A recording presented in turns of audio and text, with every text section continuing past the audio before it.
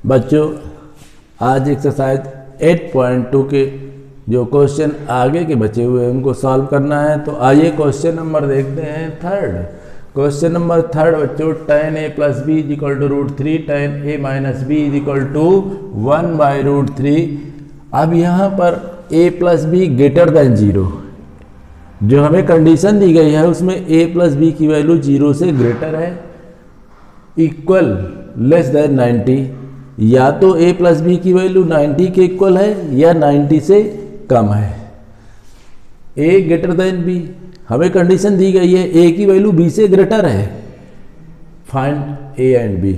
तब हमको a और b की वैल्यू फाइंड करके देना। क्वेश्चन बच्चों क्लियर करिए कि tan a प्लस बी हमारे पास √3 है, tan a माइनस बी 1/√3 है, और आपको a प्लस बी की वैल्यू 0 से ग्रेटर है या तो फिर 90 के इक्वल है या 90 से लेस है, और a ग्रेटर है b से, ये भी कंडीशन है a की वैल्यू b से ग्रेटर है, और तब फाइंड करना है a और b की वैल्यू। आइए बच्चे सोल्यूशन में देखते हैं। हमको सबसे पहले tan a प्लस b की वैल्यू गिवन है √3।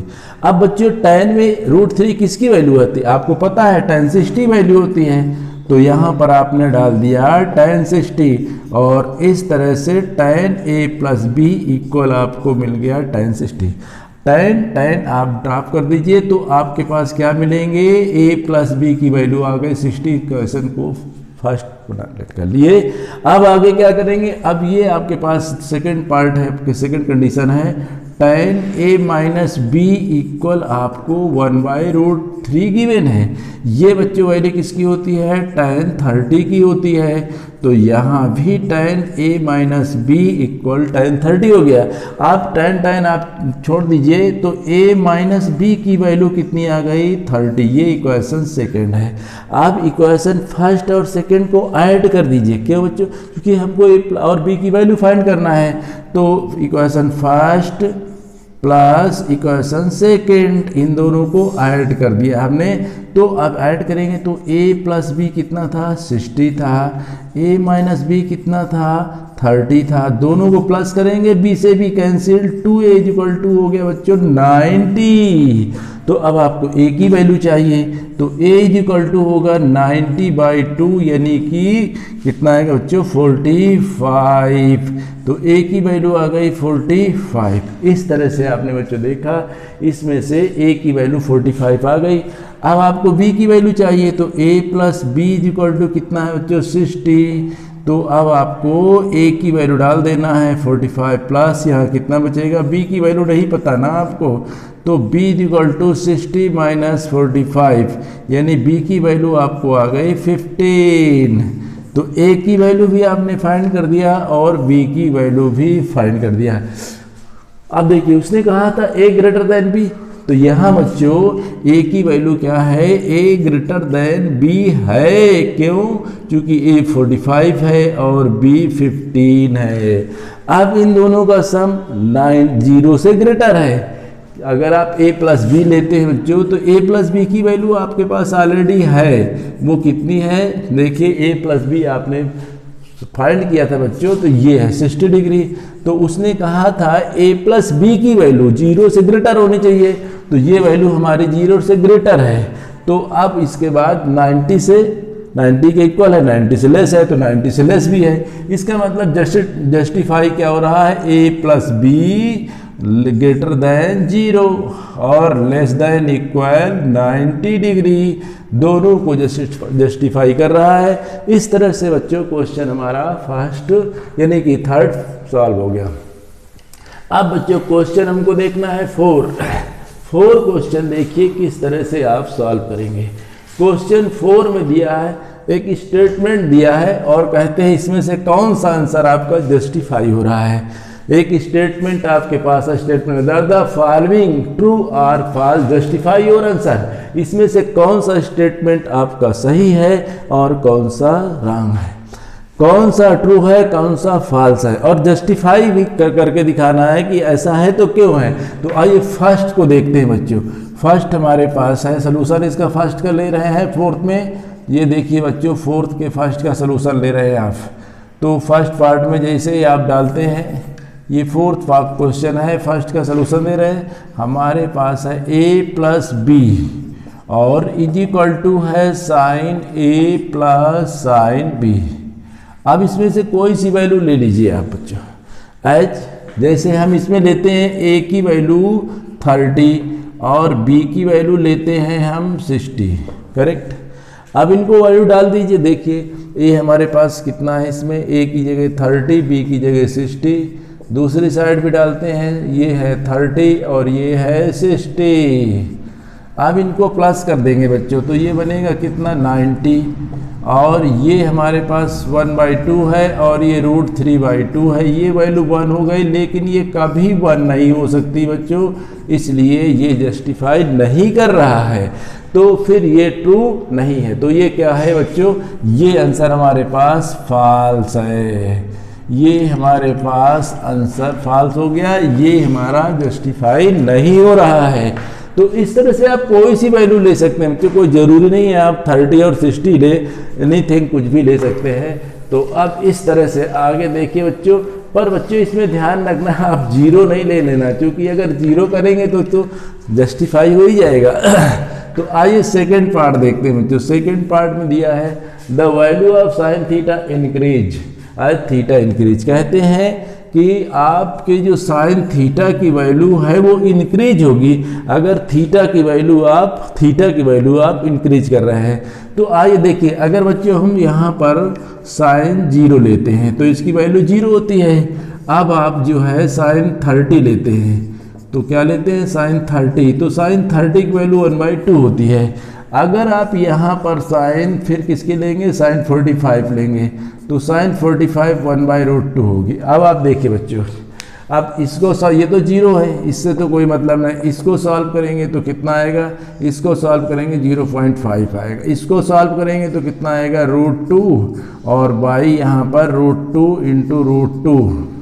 इस तरह से बच्चों सॉल्व करेंगे। √2 की वैल्यू यहाँ पर डाल दीजिए 1 कितना होता है 414।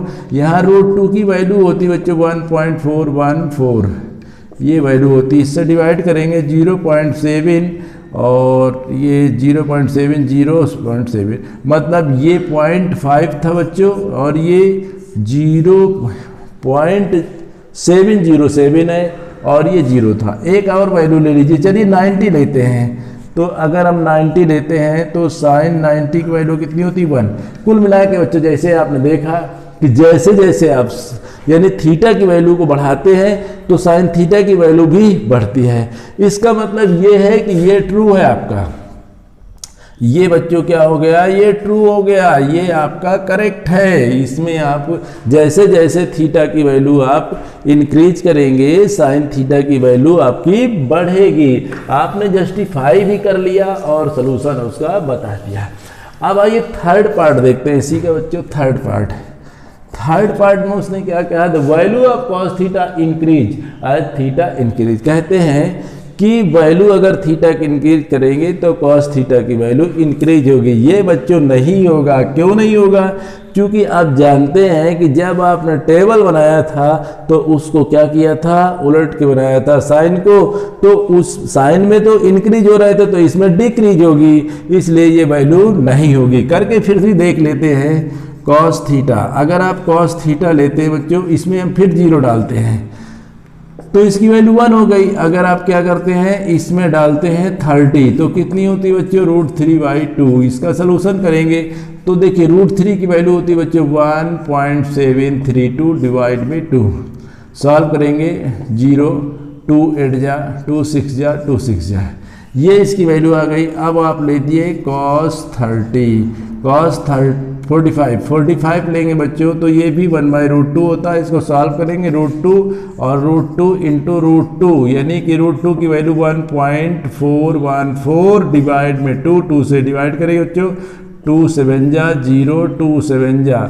इस तरह से आप देखेंगे बच्चों 0.707। अगर आप इसी में आप क्या करते हैं 60 लेते हैं, 90 ले लीजिए बच्चों। जब 90 लेंगे आप तो फिर आप देखिए इसमें क्या पहुंचेंगे। जैसे 90 लेंगे cos 90 की वैल्यू 0 होती है।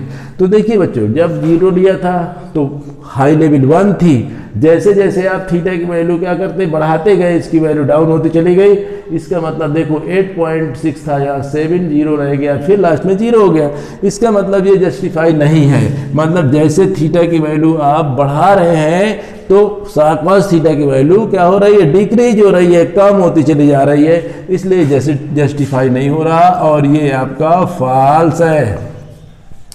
फोर्थ पार्ट आप देखिए बच्चों, फोर्थ पार्ट। अब फोर्थ पार्ट में आपको ये बताना है साइन थीटा, ये फोर्थ पार्ट है बच्चों, sine theta is equal to cos theta.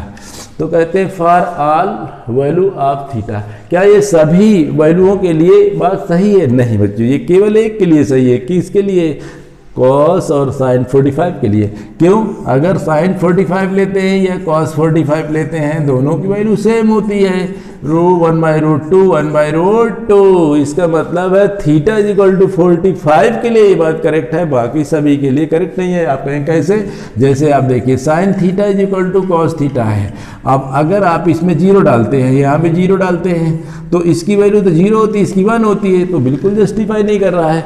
और भी कोई ले लीजिए ना, जैसे आप इसमें लेते हैं sine theta is equal to cos theta, और यहाँ आपने साइन 30 ले लिया, यहाँ साइन 30 ले लिया आपने, तो यहाँ कॉस 30 ले लीजिए। साइन 30 की वैल्यू 1/2, इसकी √3/2, बिल्कुल जस्टिफाई नहीं हो रहा, इसलिए आपका ये पार्ट गलत है। ये सभी वैल्यू के लिए नहीं है, ये आल उसने लिखा है for all value of theta, तो ये फॉल्स है, सभी वैल्यूओं के लिए ये जस्टिफाई नहीं है। अब आइए बच्चों देखते हैं इसमें फिफ्थ पार्ट। फिफ्थ पार्ट में आपके पास फिफ्थ पार्ट है आपके पास cot A is not defined for A is equal to 0। तो अब इसमें अगर हम कॉट ए यानी कॉट 0 डालते हैं तो कॉट 0 की वैल्यू कितनी होती है? कॉट 0 की वैल्यू ये वास्तव में ट्रू है बच्चों, नॉट डिफाइंड, ये वाला पार्ट आपका ट्रू है। इस तरह से आप क्या करेंगे, ये आपका ट्रू हो गया और क्वेश्चन सॉल्व हो गया।